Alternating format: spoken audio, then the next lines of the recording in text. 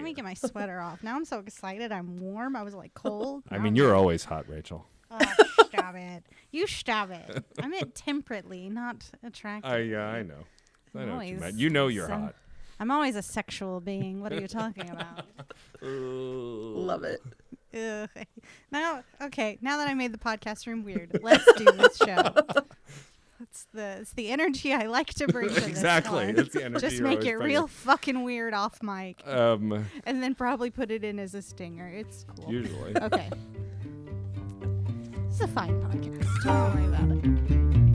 I've got the looks and the charm of an old movie star. Cary Grant, if you will, so I find it bizarre that this girl should refuse to step into my car. She must be shy, she'll come around, it's just a matter of time. Aurora, Aurora, Aurora. Hey there, Screen Beans, and welcome to Screen Snark, the podcast that celebrates all of the shows that are in our eyes, on our minds, and in our hearts. I am Rachel Quirky Shank, 90s DJ. God damn it. And I am Matt, a.k.a. Stormageddon, an actual DJ. An actual DJ. I don't know. I just entered that one like real, it was like live, WKWB. Live! We're here, we're talking with, that.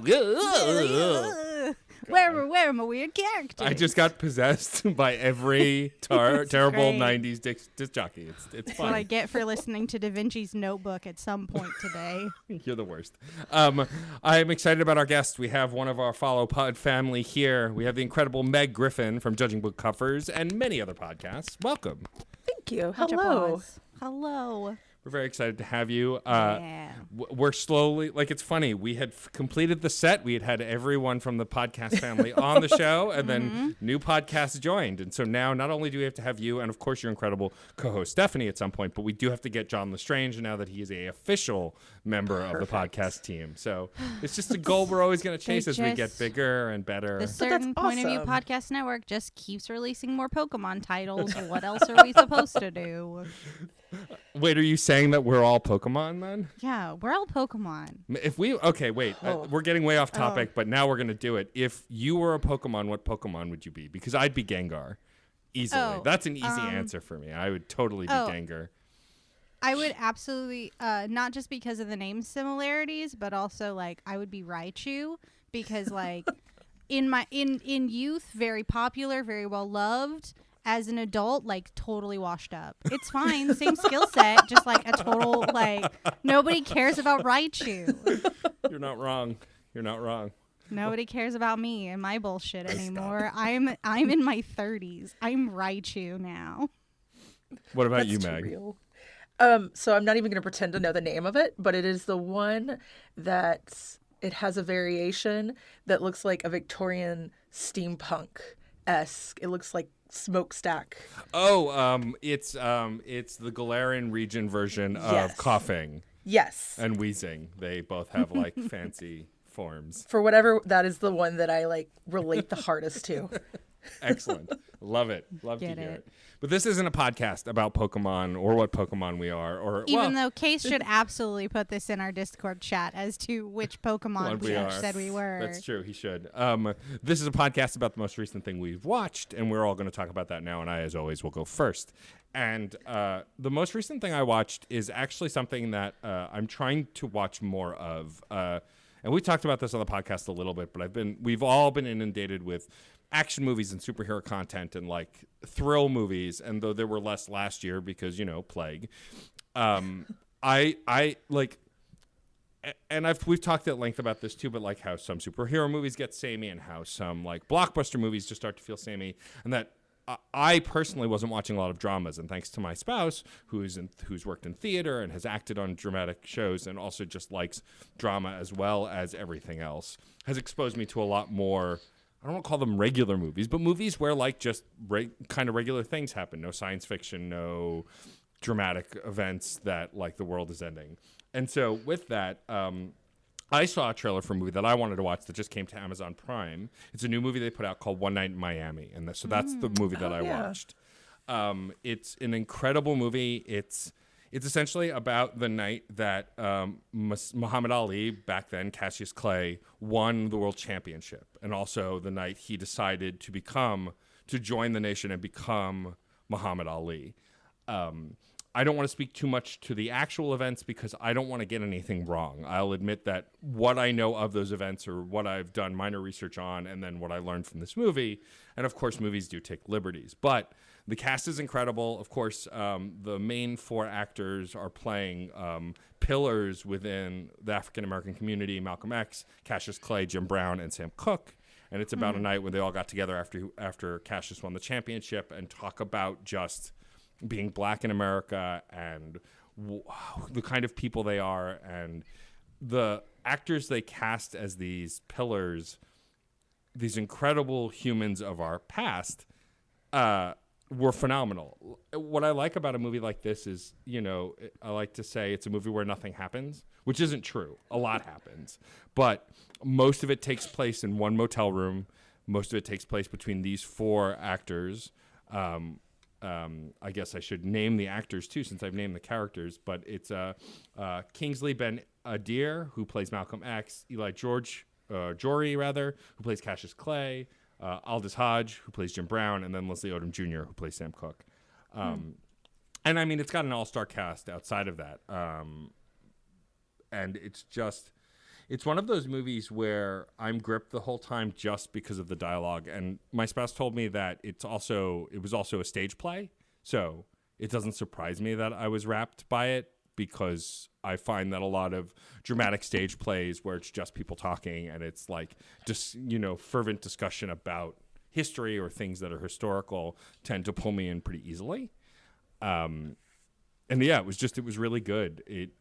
First of all, I've been a big fan of Leslie Odom Jr. before he was in Hamilton, and of course, since.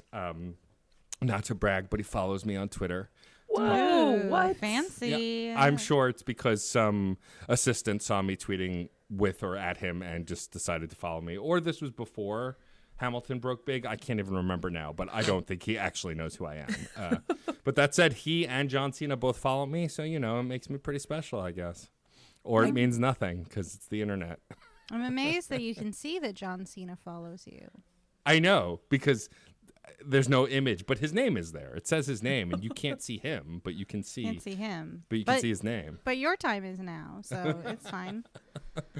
I love that joke has transcended wrestling, and that it's just a fact that people know that bit. Yeah, you can't see John Cena. Sorry, you can't see him at all. We're all just projecting what we think John Cena looks like. It's the collective conscience of what John Cena looks like. I get it. Yeah, we've all formed him in our brains. Good job, us. We made a guy. We made a whole guy, John Cena. But yeah, so One Night in Miami, what I loved about Leslie Odom Jr.'s performance specifically is that he's always been a great singer, and I've always known his singing work, and like he's done a ton of stuff even since Hamilton, putting out his own albums and stuff. But to get him portray Sam Cooke and sing classic songs and like just be the singer who I've always been familiar with, though I probably couldn't name tunes off the top of my head, but like just one of those artists that the minute you hear a Sam Cooke song, you're like, oh, I know this song. I think the most fascinating thing about this movie is the conversations that happen, but also, something that many other folks, of course, people of color knew, and that, is easier for me to see now, is that so much has changed since then and so little has changed since then. And like making that realization as a cis straight presenting white dude is like, oh yeah, we still suck. How about that? But it's a really well-made movie. The acting is phenomenal. The music is incredible. The sound design is incredible. There's no music playing unless it is one of the Sam Cooke performing or another singer being portrayed performing a record they are physically putting on the record player, or a CD or radio playing in an actual car. When they are talking or when scenes are happening away from those things, or things aren't intentionally being put on to play or being performed, there is no music at all. Wow. and it just brings so much of the conversation to the forefront. And it's such incredible sound design that I didn't even notice it, because we kind of just assume music's always going to be playing in a movie. And so for them to purposefully not put music and just put like this focus on the words and the moments, it was really incredible. Yeah, it's very like a play where just like all of the music is diegetic. The characters can also hear it. It is affecting and affected by the players on stage. That's really cool. I did not know that was the way that was set up. That sounds wild. I highly recommend it if you have Amazon Prime. It's of course included, and we're all giving to the mother brain Bezos at this point. There's nothing we can do about it to some degree or another. But that said, like, yeah, it's definitely worth watching. It's easily, I mean, it's still early in the year, but it's easily my favorite movie I've seen in a while. Definitely my best of the year, though the competition was Wonder Woman 84, which, while I loved, was decidedly not a good movie. It was a fun movie, but good is definitely not a word I would use to describe it. Yeah, yeah. Go back to our episode about Wonder Woman 84, and you will hear our takes about it. Buck wild, but fun. But a movie. But I'm assuming that both of you have not seen One Night in Miami yet. I have not. No. I actually don't have Amazon Prime anymore. There you go. I cut the cord on it. Good for you. Wow. Honestly, very impressed. Yeah. Thank I've you. debated it a few times, and I just can't bring myself to do it. It was hard. It was just like, because it was just, okay, well, here's all the stuff that's going to go away, but here's that yearly charge that isn't going to happen anymore. Yeah. And that feels pretty good. So. Sure. Yeah, my spouse is high risk, and so like Amazon Fresh, while again is a problem on its own front with how the workers are treated, blah blah blah, all that stuff. Like being able to get groceries safely without us having to go to a store and put her at risk is super important, especially while she was having surgery. And so it's like, it's all bad. We live in a capitalist society. It's fine. There's no ethical consumption under capitalism. Correct. Like, there you go. That's probably our newest catchphrase on this podcast. Literally bought a new pair of headphones off a website shipped by Amazon, and I was like, I'm actively choosing not Amazon, and here you fucking are, all over the boxing. Jesus. It's fine. It's fine. But back to the movie. It's fine. It's fine. But yeah, no. It's fine. I highly recommend checking out this movie, especially if you're looking for a break from spectacle or looking for a different kind of spectacle, because I don't want anyone to get the impression this movie is boring or not eventful, because that's not the case. It's just, it's nice to have something rooted in reality to consume. Is it heavy? Is it heavy? At moments, yes. I mean, I guess do I need to be in that mindset of I'm likely going to cry because this is heavy? Or is this going to be like a fun thing that I can put on in the background, knowing the time period and taking that into consideration, of course? I would say it's the former, not the latter. Okay. I don't think that the movie is a tearjerker on a great level, but I think if you are empathetic, I cry in everything. That's okay. Right. What level of crying am I going to hit is kind of the question. I don't think you'll cry through the whole movie, but I think you will definitely cry by the end. Just the realization, the things that happen, the codas they put on the stories of these four men that you've spent an entire evening with almost in real time. But like that said, there are parts of the movies where it's fun and they're poking fun at each other and they're having a good time. Like, one of my favorite things about this movie is we get to see Cassius Clay act in a way that he always acted in life. He was just this man who was full of joy, constantly full of snark and ribbing and making jokes and, the most confident person in the room. And so to see an actor put that portrayal on film in a way that just felt charismatic in a way that we all knew Muhammad Ali was, like that was fun for me. Or to see how suave Sam Cooke was, knowing how suave he is, or even Malcolm X talking about representation and being a powerful speaker and calling attention to things that needed calling attention to. Like all of that stuff is there in this movie. And I think that it's done really well. And if you're in the mood for something where you'll laugh a little, you'll probably cry a little, and you'll for most definitely learn something, I think it's definitely worth watching. I mean, I think it was powerful on a level like a lot of other movies, dramatic movies that I have seen over the last handful of years that I didn't expect to love in a way, like Hidden Figures and Moonlight, and I'm just trying to think of other dramas, but like it's something I realized I do like this kind of movie. I do need to consume it more. I don't need popcorn flicks only. They're great and I love them, but like when that's all you're consuming, watching something like this recenters you in a way where you're like, oh yeah, I should watch more of these too. There's definitely a ton to these kinds of movies that bring you into a reality that is easy to forget about because we're all escaping from how the world is on fire. Yeah, no, popcorn movies are absolutely key for disassociating from the hellscape that is the continuation of 2020 into this garbage fire of a year. That has already been a pretty garbage fire year. Yeah, sure has. This one has been the longest year on record so far. So far. So far. 2021, literally the longest year so far. Cannot believe it. So anyway, that's my pitch for One Night in Miami. I think it's definitely worth Love watching. So, Matt, Yes. if you had to sum up One Night in Miami using only 3 words, and preferably none of the big words from The title. of Right. this film, how would you describe it?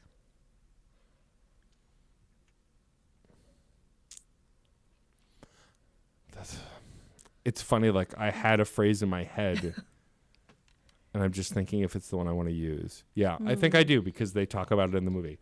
Black power personified. Interesting. Snaps all around for that. Yep. I love it. Yeah, definitely go watch it. If you have Amazon Prime, you have no reason not to. You're already paying to giant Lord Bezos. This is true. You might as well watch it. Yeah, you might as well. Take what you can. Take what you can from Lord Bezos. Lord You Bezos. But enough about Lord Bezos. know? The Ra- cheese. Rachel, like the Yes. did you say like the cheese? cheese. Cheese and crackers. Cheese and crackers? Cheese and crackers. Jeff Bezos. Please save us and tell us what you've been watching. Yes. I did not give my streaming money dollars to Lord Bezos. Instead, I gave it to King Disney. There you go. There it is. There it is. Segue. I watched the newest television release from the Disney Plus called WandaVision. Yeah. I'm It so is the glad last you said thing. that. It's the last thing I watched because I watched the first 2 episodes twice. Nice. So legally bound to talk about By our WandaVision. rules that we make up. By our arbitrary rules that I always break when I want to, but I don't want to this time. WandaVision is... I can't really explain it very well yet because not enough stuff has happened. But so far, it seems Wanda Maximoff, a.k.a. the Scarlet Witch, and the Vision, also known as the Vision, the synthoid from Marvel, they're living in a suburban life, and their antics are akin to those featured in episodes of the Dick Van Dyke Show, or Bewitched, or I Dream of Jeannie, and it's all sinister. It's all the most sinister shit you've ever seen happen at you. It's all so dark while being so very funny. I would say for WandaVision, I'll keep it short because, like, obviously 2 episodes at about 25 minutes a pop, not much to comment on. But what I will say, and this is something I have not said anywhere else, somehow this television show in black and white was more colorful than the concrete MCU movies we've been watching for years. And I cannot believe that that is a reality, that I'm able to go like, there's more depth to this shot in black and white. Yes. Like, everything's more crystalline and lovely to look at. How are you doing this? How does the airport scene in Civil War look like trash? And this black and white looks so pretty. It's a very very pretty show. Pretty people, pretty costumes, pretty sets. Gotta love it. It's such a tasty little morsel of like that Nick at Night scheduling block, you know? Yep. I'm so excited to see where it goes next. That's really all I have to say about WandaVision. It's sinister. I love it. What is this mystery? I'm so pumped. That's all. I've watched it 3 times now because I did what I used to do on Fridays, which is sit at my desk and watch it on my phone because I'm too excited to wait until I get home. And despite the fact that I currently work from home, I still did this because I'm trying really hard not to turn on the TV while I'm working from home, trying to, Right. create that in my brain. And immediately watching the first episode, I was like, I have to watch this on the big screen and wait for my roommate to get home to watch it. And so I've seen it 3 times now. And I have to say, like, Elizabeth Olsen is getting so much range here, and it is absolutely amazing. Like, I've watched it with 2 different people now, and both of them are just like, I cannot believe how much her range, just like from one small moment of her pretending to be an illusionist assistant. And that's the moment that I feel like everybody comments and is like, wow, she's got some serious range. And all I can think of is her as a little sister back in the Mary-Kate and Ashley movies in the 90s. Yeah. But I'm also very, very excited. I've been very excited about this series coming, and it did not disappoint at all. Yeah, I think what's great for me, like I agree about Elizabeth Olsen. Like, I could see it in her performances in the movies. Like, I could see seeds of it, but it really shows here. But for me, as a lifelong Paul Bettany fan and someone who loves A Knight's Tale very much, like to get to see hints of Chaucer in this performance, to see him just be one giant ham the whole time was so fulfilling to me, because again, Paul Bettany is an actor that I've loved for a while, and when he got cast as Jarvis, I was like, okay, that makes sense. He's a snarky Brit, like I can see that. Yeah, good voice choice. But then when they said that they're going to evolve Jarvis into Vision, which I don't think is from the comics, I think that was original for the MCU. I was like, oh, that's brilliant, because Paul Bettany kind of looks like Vision, tall, slender, you know.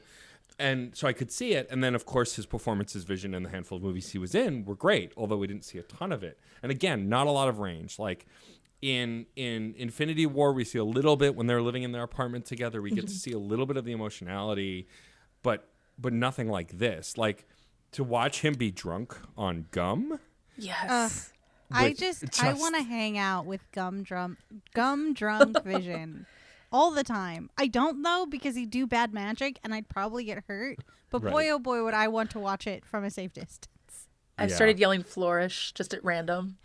Flourish around the apartment. It's just so much fun. Isn't it brilliant when you give actors fun scripts and put them in fun, pretty costumes and let them be fun and pretty together? Yeah. It's kind of wild. Yeah. You know, that like this existed in these stupid movies for so long. And it's now we're at a moment where it's like, see what great chemistry. Yeah.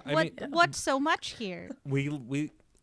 We started to see it in Phase 3, like with Thor Ragnarok, and letting Chris Hemsworth be goofy, because he is genuinely a very funny person, and he's done a ton of comedy stuff since, as far as like skits, and like he did that roommate like special feature for Marvel where he was living with somebody when he was on Earth and stuff. And like, he's genuinely a funny guy.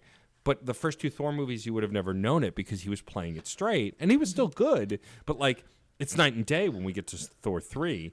And to let more of those actors do that, because really only the Guardians of the Galaxy, sometimes Tony Stark, and a few others were getting to do that.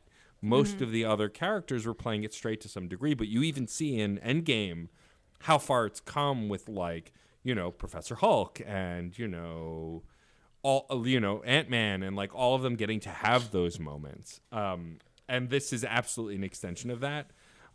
My only complaint is I think I'll enjoy it more being able to watch all of it. Not because I feel like it needs to be a movie, but because I want all of it. Like, I love the sitcom stuff. I grew up watching Nick at Night, so like I see all of that stuff in it. But I also want the other part of the story. I want the intrigue. I want the superhero stuff.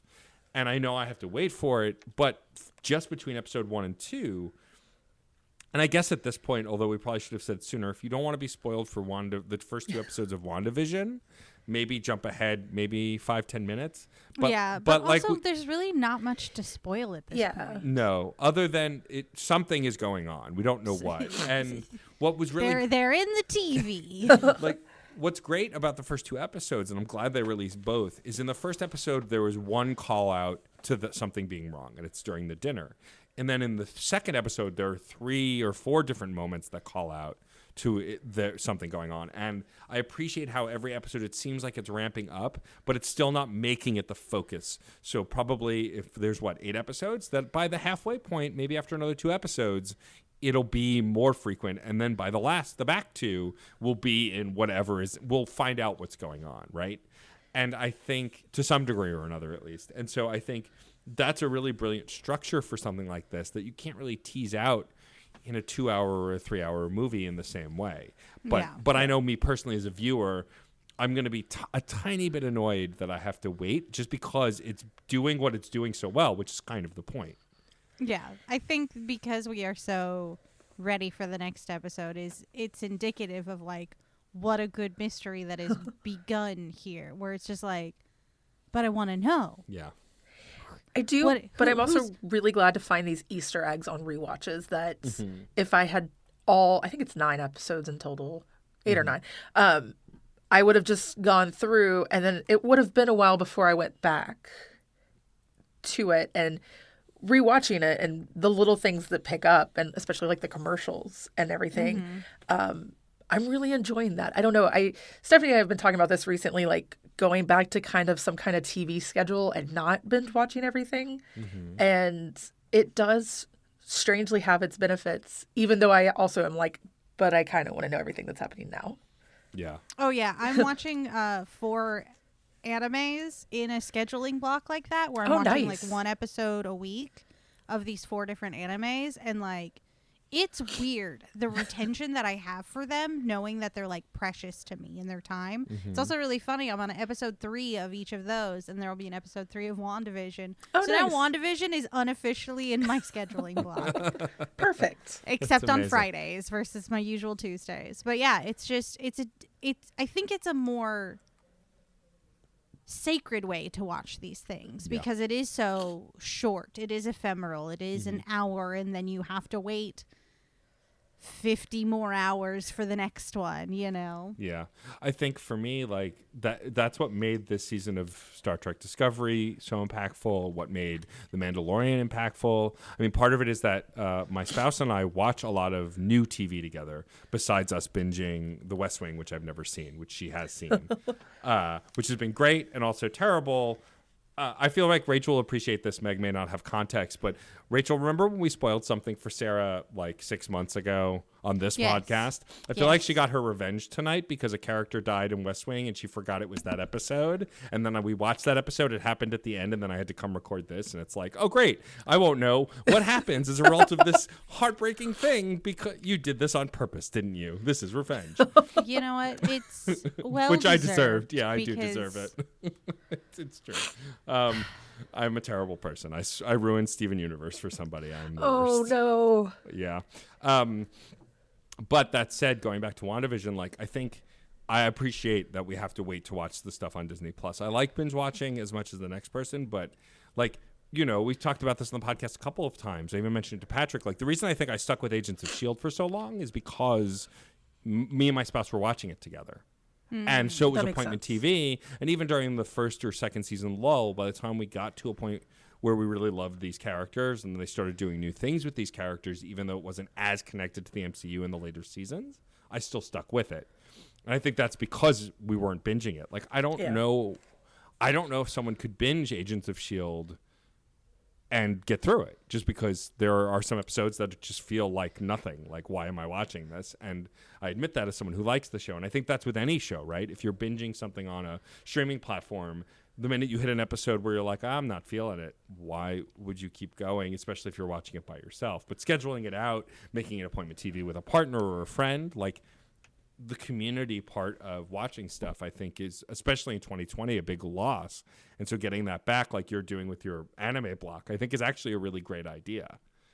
Yeah, shout out to the people that are also watching my anime blog with me because they asked. Oh, that's awesome. Yeah, it's a weird communal experience. It's very fun. But yeah, I also think that, not to bring The Mandalorian back into this, but I think if The Mandalorian had been on a binge schedule, like some of those more revisit filler episodes would have fallen on less kindly eyeballs. Yeah. Because there are a couple where it's just like, this is my litmus test for it. If The Mandalorian naps in it, it's a filler episode. Yeah. It may be That's a very good to fun know. filler episode, but if The Mandalorian naps at all, especially in season 2, because he naps a lot in season 2, it's a filler episode.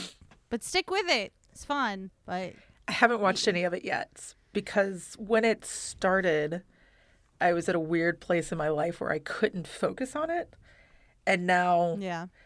and then COVID, there was like a period where it was like anything I watch for the next like 10 months is something I'm never going to touch again. I watched Community a lot during that time. Yeah, I'll bet. And so I haven't gotten to The Mandalorian, even though everybody just assumes I have. So I've heard all the spoilers. I also don't care that much about spoilers on most things.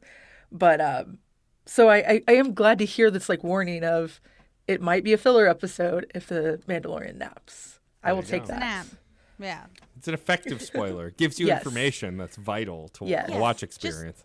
Just if you're at a point where you're like, I'm not feeling this episode. What are we doing? And then The Mandalorian naps, you can just be like, cool, I'm out. I'll be I'll back. focus see you more on next the week. puzzle. Yeah. It'll be good. Yeah, you'll get it. And also, like, I do want to call attention to, Rachel, some of the stuff you were saying on your other podcast, The Infinity Pod, which you can find on all podcast platforms. Quick plug. Yeah, I've talked a lot about WandaVision already. Can you tell that I'm like Exhausted. I've spent probably now more time talking about WandaVision than there are actual watchable minutes of Understand WandaVision. WandaVision. No. I'm breaking a media rule so bad right now. Too But- much time. Go ahead. Ask me any question. No, about but it. I want to bring up a point you brought on that show is that how on that podcast is that how this show I don't think could work as a movie because it needs to be pulled out in the way that it is. And I think you're right what you said even on this show that you know it has more weight when we wait to see it, and that we're excited to see it means we want to see it. Yeah. I think that, but what I'm curious from you, Rachel, is because you've said many times that you don't always have the comics context for a lot of the stuff in the MCU.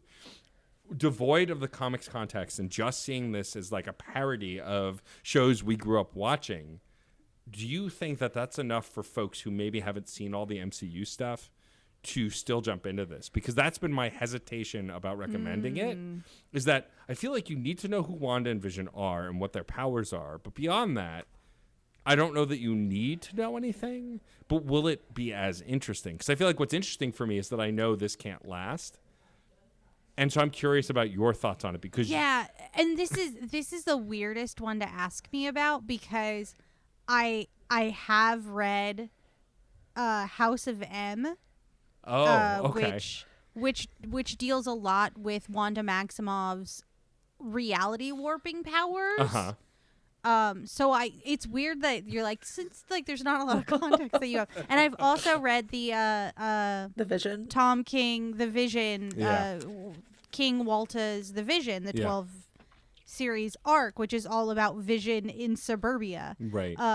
So I can't really answer in my usual fashion because I'm pretty well researched on this and like am seeing some like at the very least like sinister pullings from both and not the same story arcs. Obviously, like it's in order to do House of M, like the MCU needs mutants already. Right. We don't have those. But I think this is a way to bring them in. Some of the small Yeah. things. It's like maybe that's what this is doing.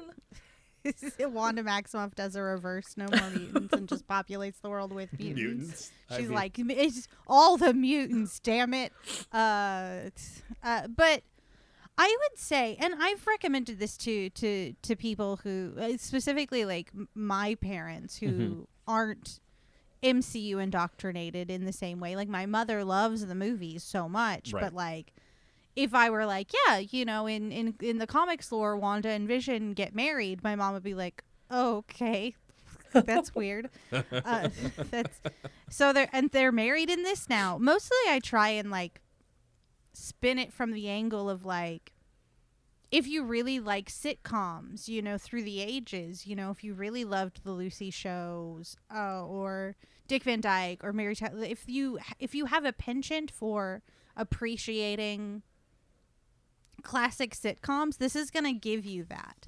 If you have a penchant for enjoying like mysteries that are like off kilter, like a little, I hate to say the take that everybody else is saying, but like it's a little bit Lynchian, you know, it's a little Twin Peaksy, just a touch, just like a peppering. Like this is a real smorgasbord of a lot of genres of television, and like I think everybody will find there's something with it. Yeah. Unless you hate sitcoms entirely, then sleep on this one. Like the Mandalorian sleeps on his ship sometimes. I texted my group chat, or my family's group chat, that's what I was trying to say, because I have younger siblings that are still teenagers and didn't grow up with Nick at Night being all these sitcom reruns from the 50s and 60s and 70s, to see if they've started it, because I know they're really excited about it, but that has been my biggest thing is like, because of COVID, they've been watching a lot more classic movies. Like my mother put a list together of like, these are movies that you should see and I'll consider you cultured kind of thing. That sounds really harsh, but that was kind of the vibe. And so I'm hoping because of that, they're appreciating it more, other than outside of the aspect of they just really like the MCU. Right. So if they respond, I'll let you know. Yeah. But Please. And then also my partner brought up a really good point in our discussion. Because we did talk at length after I was done recording the Infinity podcast about the nature of this being a movie, and the idea of like they aren't really doing jokes. And he brought up like it's very Neil Simon, like yes, like if you have a love for like farcical theater, where the humor is in you, the audience member, knows things that the characters on stage or on screen don't, and that's where the funny comes in. Yeah. Because all of a sudden you're having sort of like this miscommunication that's very understandable between two characters and how they react to it, you know? Like I love farce though. Like I love it so much. I think it is such a wonderful art form, you know, just the author being very present in the piece of being like, here's what you, the audience, get to know. And now watch everyone else act like fucking weirdos about it. When you know the very simple solution is X, Y, and Z, but they don't, and they won't recognize it. And it's great, you know, like that's where it really like takes off for me. In the just, it's a farce, and that it drops everything for like a few minutes and is like, no, this is really bad. Like everything that you're loving, everything you're having so much fun doing is really dark and probably very harmful for everyone involved. So yeah, I agree. I think the cast backs that up too. Like there's such a phenomenal cast supporting these two stars, and like it's already been said to death, but Catherine Hahn, who I love for everything. I love what she's doing now, but I'm already anticipating and excited about what she's going to do. Because whatever it is, whatever it reveals her true purpose to be, whatever it reveals that why they're there, like I'm so excited that she's there because she's such a talented actress that I know wherever MCU related they take her, whether she ends up in the movies or whether it's just here, whether she's a big something within the universe or just here in this world, she's going to do a lot with it. And a lot of the other day players in the cast also are really great, and I can't wait to see what they do. Even the actors in the commercials, like I recognize them from a million other things, and like knowing what they've done in those other things, it's just like, oh, I can't wait to see how this cracks open, because all of these actors are really good. And Yeah. when they give them the wacky stuff, it's still like the weird Lynchian stuff. It's going to still be just as good. Agreed. Absolutely. Everything you said is very factual. I have nothing to add. I just had a moment of like, I really wanted to say something, but it is a really big spoiler for episode 2. So I was like, I think I'm going to avoid it. Okay. There's fair definitely enough. a moment where like I had to pause and be like, that's who I think it is, right? And I don't know. I can't wait to find Yeah. out. I didn't notice until someone pointed it out that there are even things in the animated opening of the second episode, I think. Oh God, I have to watch it a fourth time. Okay. Like things on the shelves that are Marvel related. Like Yes, in the background, there's the yep. it's just, and I love that kind of stuff too. Well, I think that that brief pause before has signaled that we are at the end of the WandaVision discussion. So that means, Rachel, Yeah. I have to ask you, if you had to describe WandaVision in just 3 words and you couldn't use the words Wanda or Vision, which I don't know that you would have anyway, but still, just in case, how would you describe WandaVision in just 3 words? Sinister suburban sitcom. Ooh, I love it. Ooh. I love that. I love the delivery in it. Perfect. Thank you. Perfect. How do you get blood stains? He's out. Oh God. Emma Caulfield Ford. Everyone. Love her We so must- much. We must stand. We We must. simply must. Yeah. We have no option. The women in this show are crushing it. Oh yeah. Yes. By the way, Yes. that's all. That's my last thought. Just like every MVP for me in this show is a woman Yeah. so far. Just like the moments, they're just it's great. I can't. Well, now on to our illustrious guest, Megan Griffin. Hello. What have you watched most recently? So most of our TV watching outside of WandaVision has been a lot of reruns for me because my roommate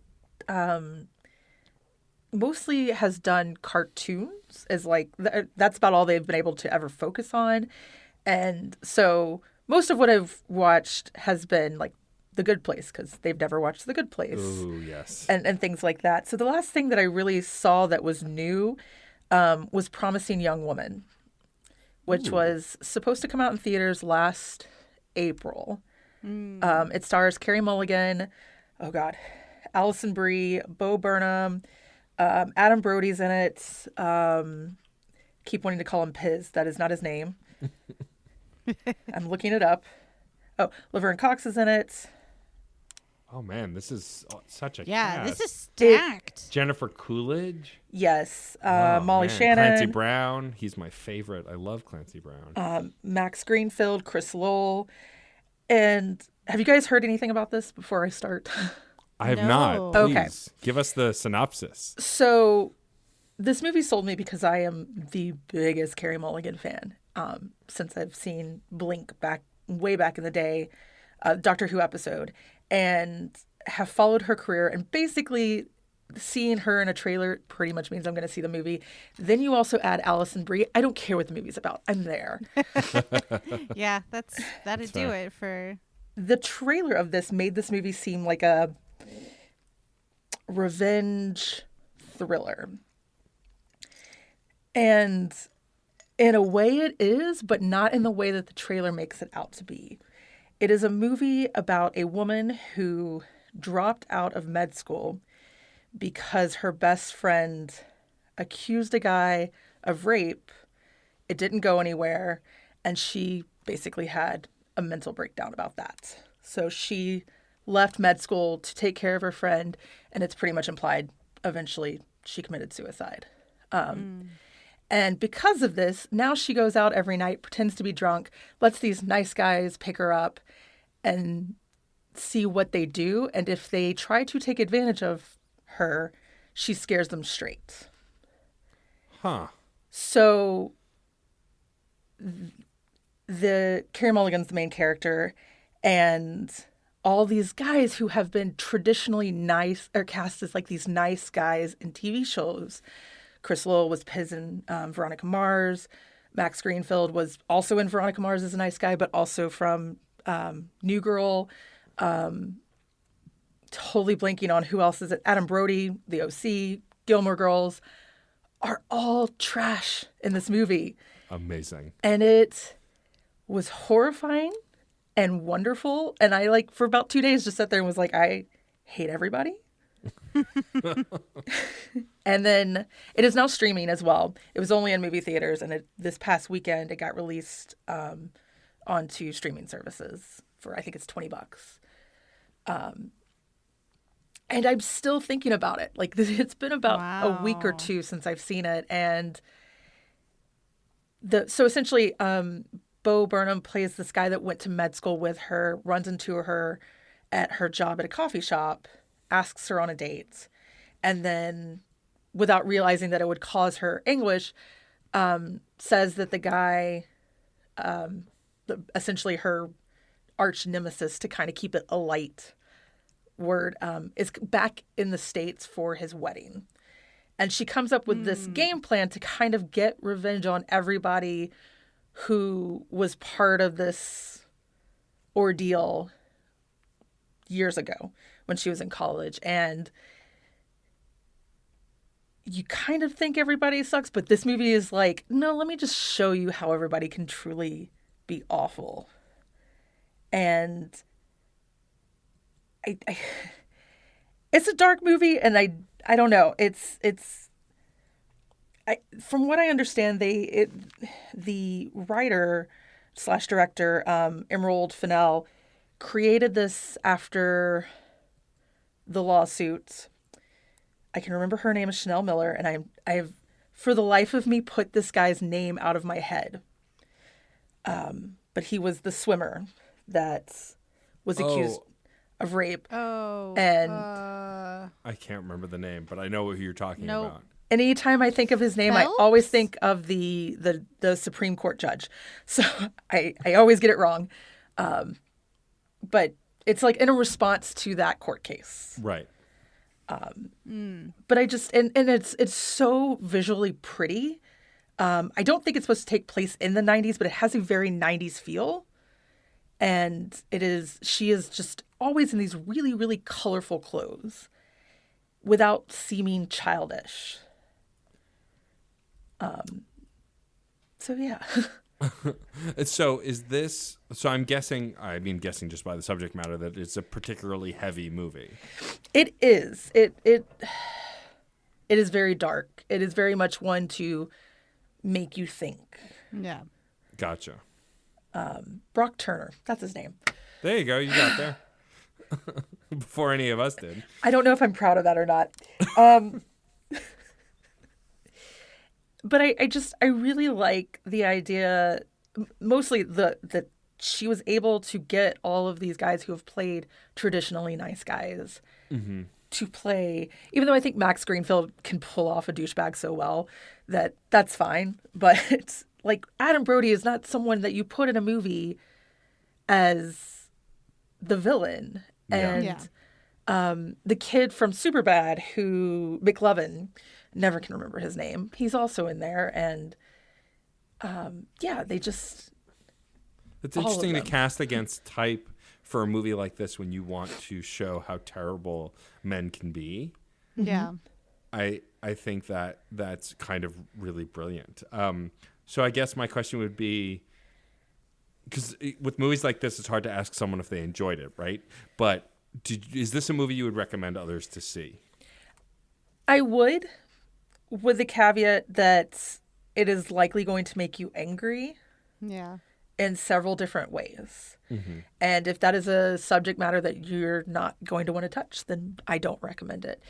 But it is one, there are plenty of movies I've seen where I've been like, I loved this. This was beautiful. I will never watch it again. Sure. The Lighthouse being the most recent one. And this movie, I thought I had that vibe, but now that it's streaming, I've actually been debating if I want to watch it again. Just because it's interesting, so visually well done. And Laverne Cox plays her boss, and I want more. Love her. Yes. I don't know. I kind of also love the fact that Alison Brie feels like she's changing her image in a way too. Yes. Where she's played traditionally played the nice girl in a way. And between Glow and Happiest Season and this, it's a very negative portrayal almost. It's less the like definite good girl and more complex and dark characters. It's sort of everyone collectively recognizing that Annie Edison drugged her study group. Yeah, that she was never a good person. She was never a good person. Nope. Just all the aesthetics of a good... Annie Edison drugged her study group. I rest my case. You make a great point. Well, Meg, if you had to sum up this movie in just 3 words, how would you do so? Oh. Yeah.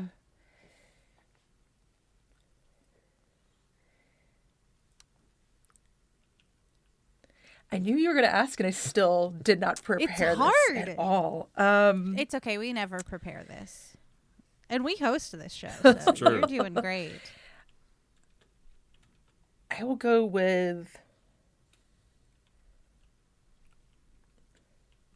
I'm trying to find a way of saying colorful that doesn't sound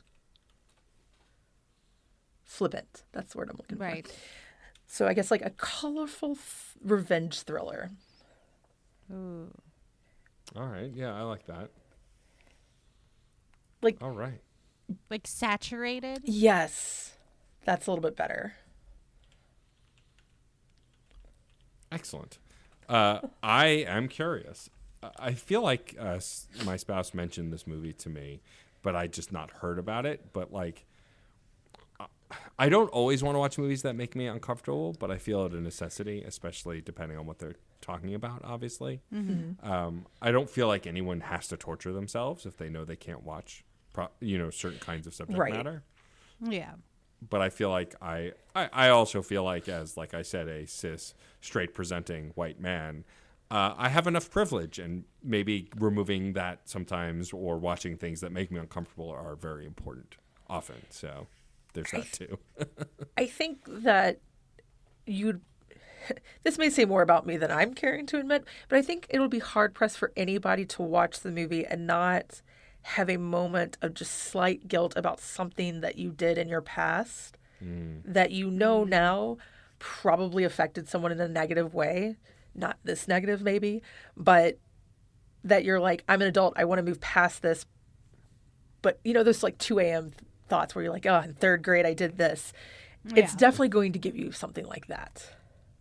I don't understand what you're talking about. As an artist, I never regret the things I've done in my past and overthink things that I did when I was a small child. I have no idea what you're talking about. Oh, you don't have that anxiety. Got it. Yeah, no, I'm going to have to talk to my therapist now about that. Yeah. If I could spend half the time not thinking about the things I've done growing up or like something from my past, I'd get a lot more done. That's for sure. Yeah, amen. Yeah, same.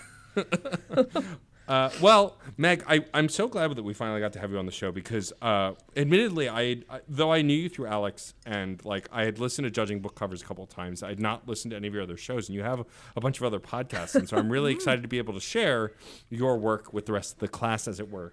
Why don't you tell the listeners a little bit about your background in podcasting and the shows that you do?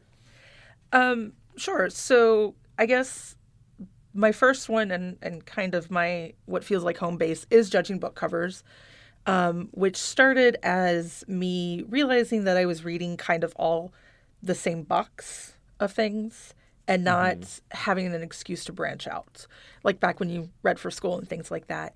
But I also didn't want to feel like I was reading for school. So essentially I set it up as an excuse to read new things. And it started as bringing friends on with their favorite book or, something that meant something to them. And it has expanded from there because my first year I did it by myself, which I don't recommend to anybody unless you are extroverted as can be.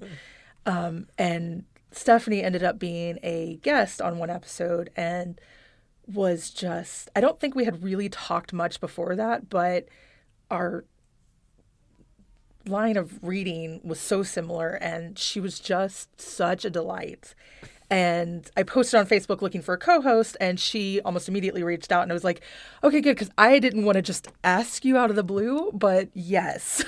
And since then we have moved on to reading challenges where instead of forcing someone to just think of a book from anywhere, we now have kind of guidelines of like, here's a list you can pick of like with topics. And this year we're just doing Book Riot's Read Hard Challenge because we didn't want to come up with a list of our own. 2020 was great. Yeah. Fair enough. So we've been doing it that way. And truly it has helped us read more diversely and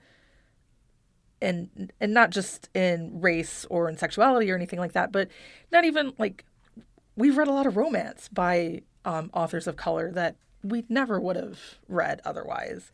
So it doesn't have to be necessarily just something that is going to educate you or empower you in some way. It's just what is fun. And yeah, it's going into its fourth year. And Wow. very excited. It's still going very strong. And I can't wait. That's awesome. I love that. Yeah. And now, if I remember correctly, though, this is not the only podcast you do about books or No. book related. All my podcasts are book related. The other one that is still going strong is Minds at Yerk, which is, I knew Alex a little bit through his Panelology co-host Jenna, and at the time his other co-host Mike, and they made a comment about Animorphs on Panelology, and I was like, hey, you guys read this too. I'm really debating a reread. Do you guys want to do it? And they agreed, and we got a mutual friend who had never read the series so that we could kind of have a hook. And that is, we're recording our last episode of the Animorph series tomorrow night. Oh, wow. And it is kind of an emotional thing. Didn't realize it would all hit us. I don't know. It could be, Alex could be completely in La La Land. I don't know. But knowing Alex, I'm pretty sure it is also hitting him emotionally as well. So I'm sure I will cry. Do you have a plan for after Minds at Yerk finishes Animorphs? Like, do you want to do other things? Wasn't there a TV show? Am I misremembering that there was a TV show? No, there was a TV show. 2 seasons, about 20-something episodes. We have watched the first 4 or 5, like years ago. And I don't know if we're going to sit down and watch all those. We do have a plan for after that we haven't announced on our own show yet. Or I would totally be down to talk about. It's all good. And we have debated what we're going to do after, but there is no set game plan. But the authors of Animorphs, Kay Applegate, who it's credited to, and her husband Michael Grant, have written so many book series since then, and there is plenty of room to go from if we do decide to continue. That's awesome. I love that. Yeah. I like that. A show like this one where we don't really have an end goal. We're just like We're just here. We're just throwing stuff. But like I've talked about Reignite many times. Like we're a Mass Effect podcast for now, Right. And we've said that we are going to do other things, but we're still not quite sure exactly what yet. Mostly because I think we just don't want to be burdened with the decision yet. We've still got so much time. Totally understand. Yeah. Just play Mass Effect forever. Forever. It's fine. Forever. Never grow. Or Never change. grow or change. Double down. Double down. Alex ended up actually creating like an Animorphs D&D almost. Ooh. What? And from like, so I don't know if either of you read it, but there were Alternamorphs, those like choose your own adventures. Mm-hmm. And he took that and turned it into an actual play thing that we started doing in 2020 as kind of bonus episodes. So the 3 of us plus Frankie and John came in, and we would essentially role play Animorphs characters. And That's amazing. that got put on pause because I ended up moving halfway through the year and just COVID. And we haven't picked it back up, but we really do want to. So that may be it for a little while. Okay. Hopefully. I mean, that's still really cool, though. I like that. One of my favorite things about the medium of podcasting is it allows us to talk about stuff that we might not otherwise, whatever that means, right? Mm-hmm. Like, I love Mass Effect, and I talk to people about Mass Effect for hours, but I've spent more time talking about Mass Effect in the last 2 years than I ever did while the games were popular when they first came out. Right. Because I don't think we realize the fandoms that are out there until you start focusing on something specific. I have to imagine something similar happened with you with Rachel with the Infinity Pod, at least like when you guys started doing deeper dives on other Marvel stuff, like people talking about, oh, I love that thing. I can't believe you talked about that thing. Like, I think podcasts that are focused on a specific thing also allow people to dive into a conversation that they might not have before because it's just the people who like that thing. Yeah. Yeah. Yeah, I would say that my like Marvel acumen has greatly increased due to podcasting about Marvel and tangential comic book adaptation things. Like, it's funny that I am not at all an expert in that at all, but I talk about it so much and I think about it so much as just a person. It's like, well, I have thoughts. They're not baked in anything other than I am a person. So there you go. Yeah.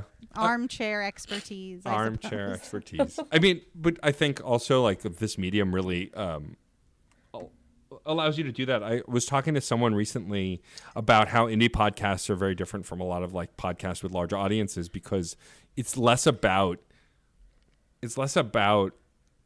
reaching everyone and more about reaching the people you want to reach. And like, I feel like certain POV has kind of made a career out of that with the shows that we boost up because we know that there are dedicated audiences to these shows and we want to grow them organically, but we also just want to facilitate and grow what we already have. I have to imagine with judging book covers, especially depending on how you do your reading lists, and for sure with Minds at Yerk, you must see stuff with the community that you didn't even think you would have that kind of interaction with. Yeah, I really wasn't part of the fandom outside of just the running story that I met essentially my oldest best friend and I bonded over it in like 8th grade. And I don't think he listened to podcasts before I started this podcast. So it's been fun because he's married with a kid and very busy life, just to kind of have something to still text about that is very fun, but joining Facebook groups and really diving deep to be able to talk about things that on a deeper level, because Animorphs for a lot of people is just that book with the kid that turns into an animal, but it is one of the series that essentially shaped my view of life and my thoughts on war and probably my politics and everything.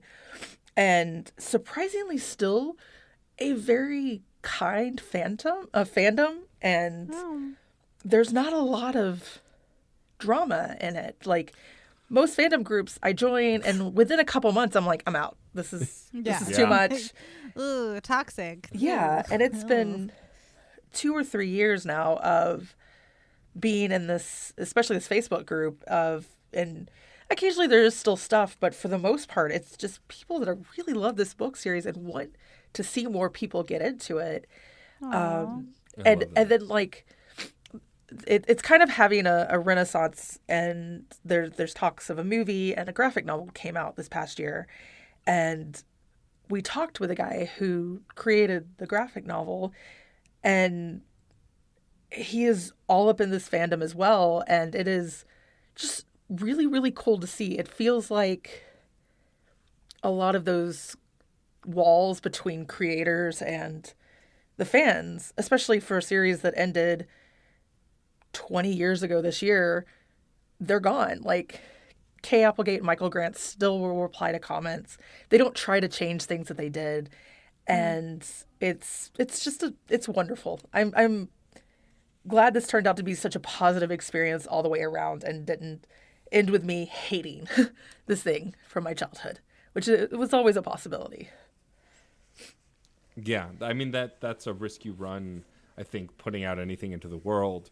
I mean, I think what I love about having guests on this show is that Rachel and I really get to like just mind whatever they're into, but also, and it was Rachel's idea to talk about movies, and then also Rachel's idea to branch out to TV. And I think what I love about the fact that you made those decisions is that it really made this podcast a place where we can just talk about stuff and like there's no restriction on it.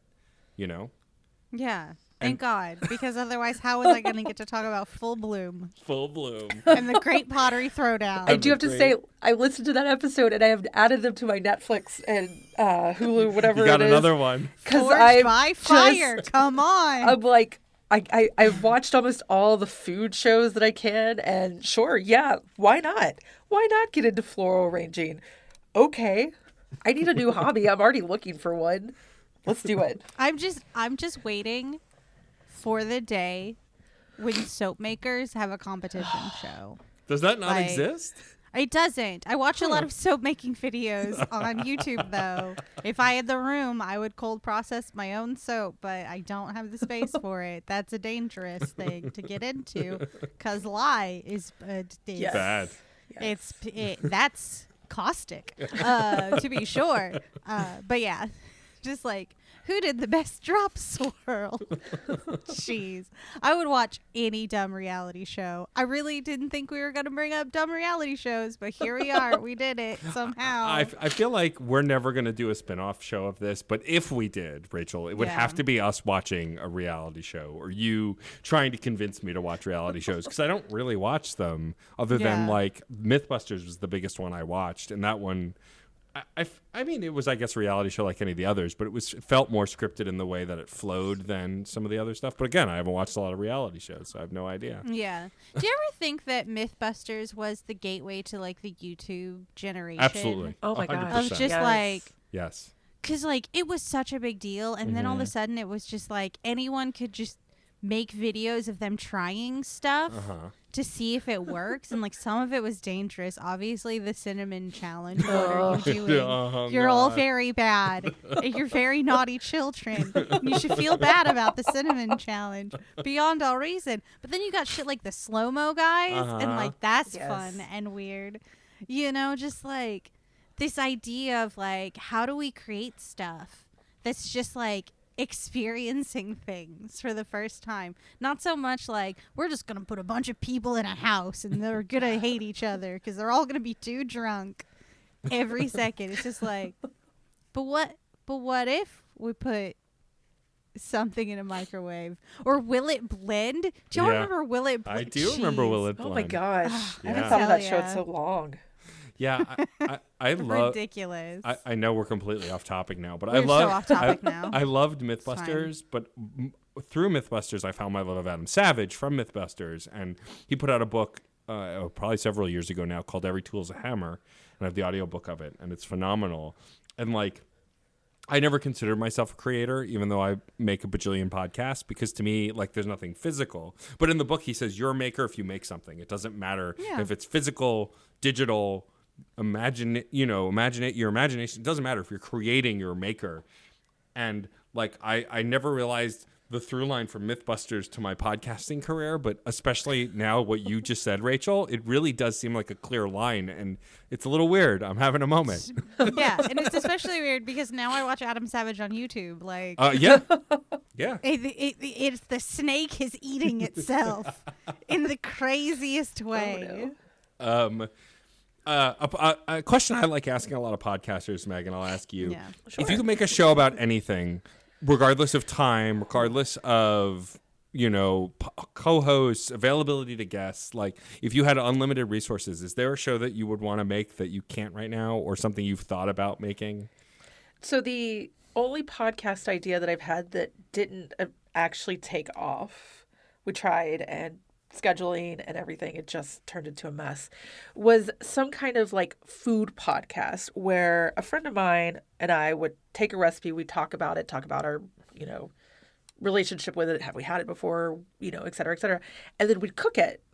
And his daughter would taste test, and at the time I lived alone, so it was just me. But now I'd get, my roommate in, and Stephanie. I feel like 2020 was like the year Stephanie found cooking in some ways. And she and I have actually talked about doing a cooking podcast. So just a roundabout way of saying some kind of cooking podcast.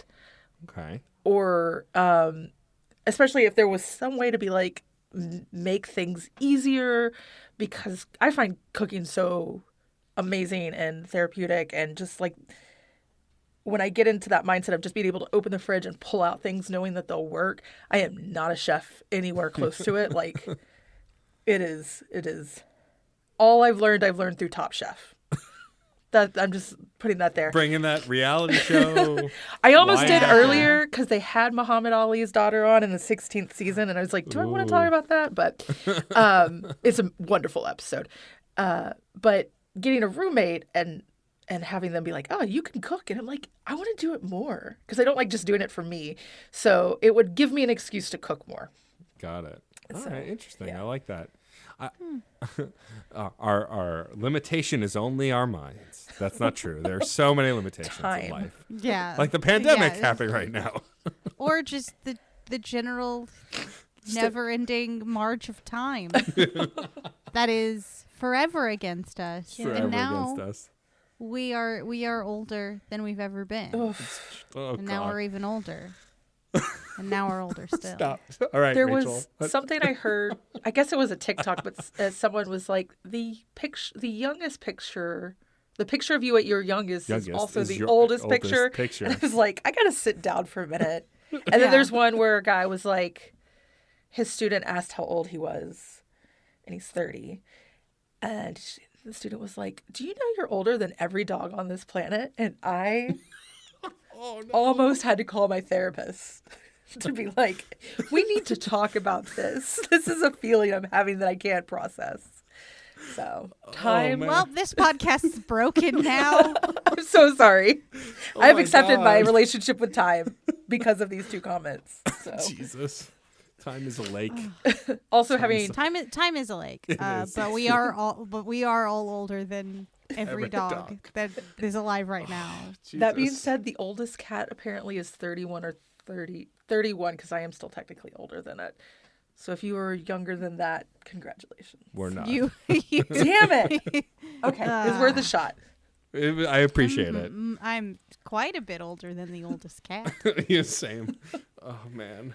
Man, now I just feel old. All right. Well, on that Yeah, isn't it fun? on that bombshell. What hurts most on your body? Let's do this Oh one. God.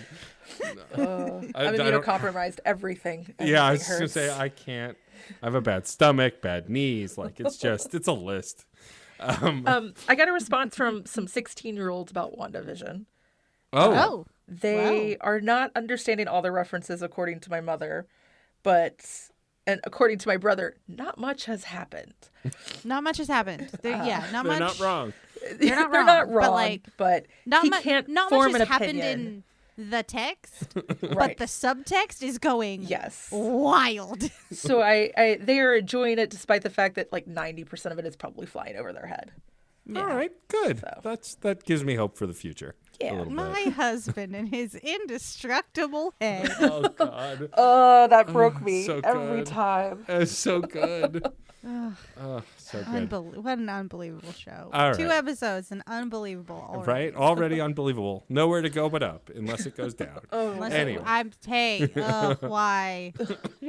Why are you courting this danger, I Matt? know. Why are you trying to I take s- this nice thing touch from wood. us? I said it, and then I realized, oh, but it's the MCU. They can't do any wrong. Never mind. They've made mistakes. What am I doing? Yeah. Look at every third act of an MCU movie. I would argue that the third act of Endgame is only strong because of the nostalgia we have leading up to it. Yeah. Anyway, Megan, Coming in with them hot takes. it's hot takes. Megan, thank you so much for coming on the Thank show. you, Megan. Well, thank you for delight. having me. It was a blast. Before we wrap up and do our final thank yous, where can folks find you on the internet and all your podcasts? Sure. Easiest place to find me is at my website, which is meggriffin.com. Meg has 2 G's in it because it is ridiculously common. And that is basically all my social media as well is at Meg Griffin. And yeah, usually I'm yelling about whatever I'm watching. So Nice. listen to me Very nice. yell. Like right now, we just finished season 2 of The Good Place before I came upstairs to record. So it is so if you have not watched The Good Place with someone knowing everything that's going to happen, but also experiencing it for the first time, That sounds amazing. it is like my favorite feeling in the whole world. Did the person you watched it with for the first time figure out the twist No. of season 1? They made Okay, a good. comment. I feel better about that because I didn't get it. Everyone's like, "There's a big twist at the end of season 1." I didn't and even was like, tell them that. Like, just like bumble fucked right into it. Just like, oh. They even made a comment, something along the lines of like, "This is really stressful for The Good Place," or something, and I was like, oh no, oh no. But then after we watched the season finale of season 1, they were like, "We need to stop for a little while because I am broken." I was like, "Okay, Yeah. that's fair." So Snuck up on you. it did. It did. If I've said it once, I'll say it 1,000 times. Ted Danson's laugh in the season finale of season 1, that giggle laugh he does is delicious. Yes. It's the best. Like that it's just the best laugh in all of TV. It's my favorite. Chef's kiss. Anyway, before we ask you our final question, Meg, we have some thank yous to do. Sure. Yes. Thank you, first and foremost, to John Presnell for the use of the song Aurora off the album Fair Game featuring Stefan Remble. Also, thank you to the incredible Katie Bugg, who designed our show art. We love you, Katie. Yes, we love that art. We love that art. And we love our podcast network, which is the Certain Point of View podcast network. If you didn't know after listening to this episode, you can check out all the incredible, wonderful, magnificent shows that are beyond fine. They're great podcasts. This is a fine podcast. They're great podcasts. By going to certainpov.com, you can check out all the list of shows. You can join our Discord server. You can live that very good Certain Point of View life. It's a lifestyle now, not just a network. Wow. It's a vibe. All right, it's a vibe. I like that. Not It's a vibe. I just It's a want to yell, not a vibe. vibe now. It's a global vibe. A certain point of view. We also have social I'm a media. tastemaker. We also have social media. You can find us at @screen_snark on Twitter. And you can also send us an email at screensnarkpod@gmail.com. Yep. Just, you know. Those exist, and we have them. We have them. Please send us your fan mail.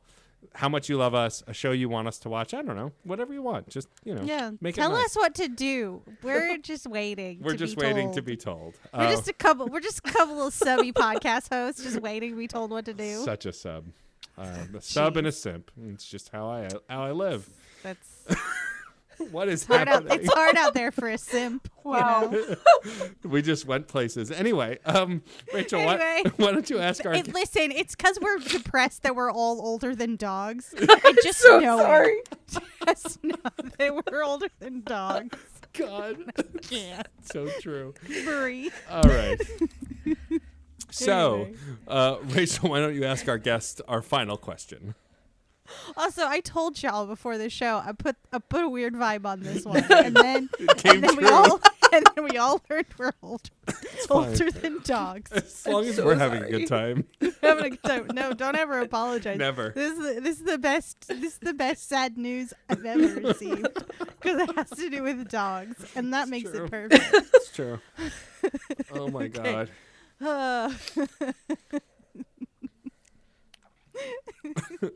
you need a minute? Are you good? No, I've got it. Okay, great. I've got it. It's fine. Meg. Yes.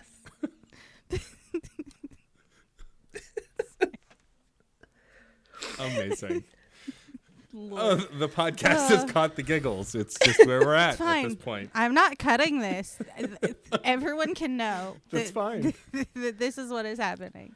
I got this, though. I got this question. Meg, as one who is indoctrinated in the various forms of storytelling throughout a considerable breadth and depth of media, I have to know, if you had to choose one trope to instantly and magically become true in your life, which one would you choose? And I'm going to let you pick a trope from a book because you read a lot of books, and I want to honor that because I don't read any books. I appreciate that.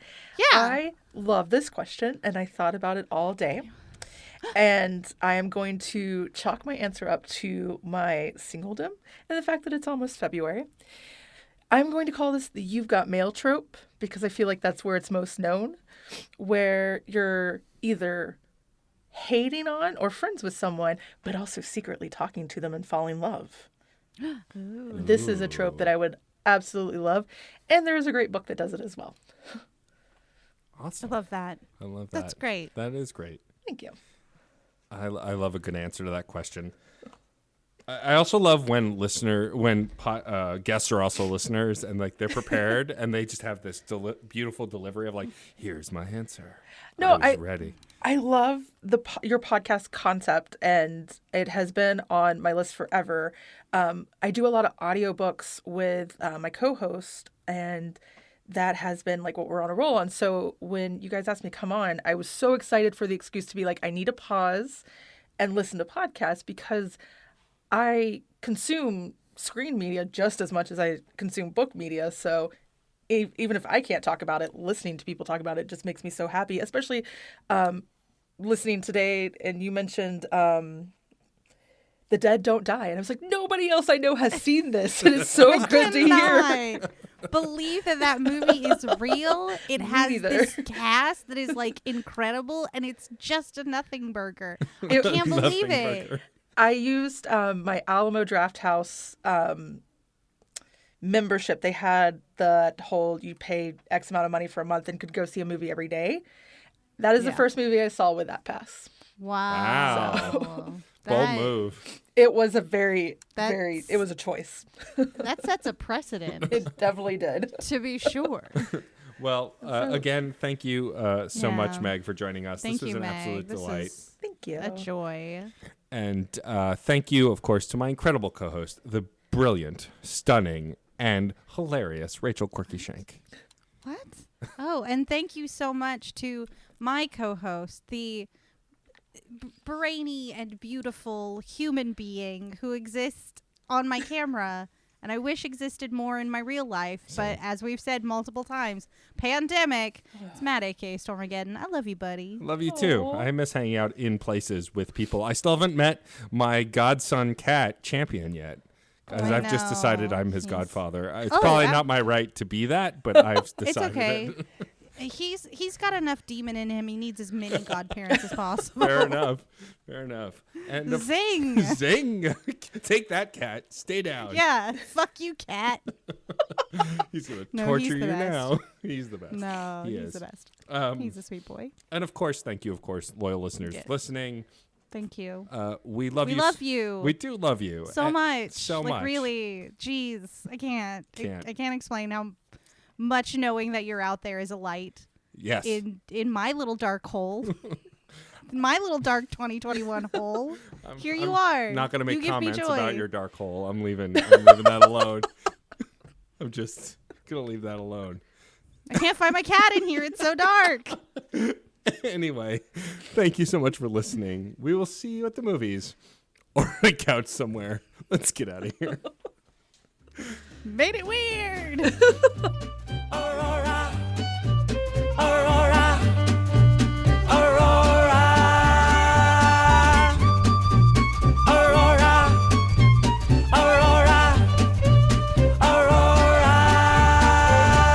Metal to magnet, she will be mine. Aurora.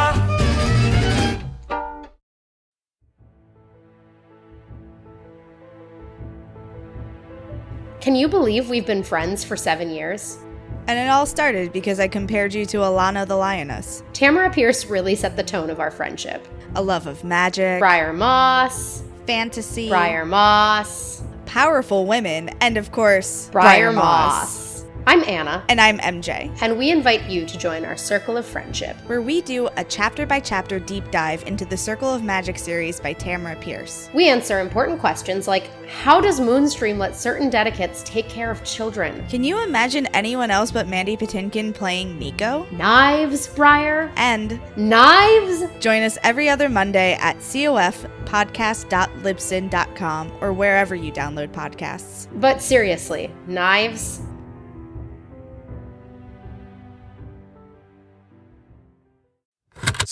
CPOV. CertainPOV.com.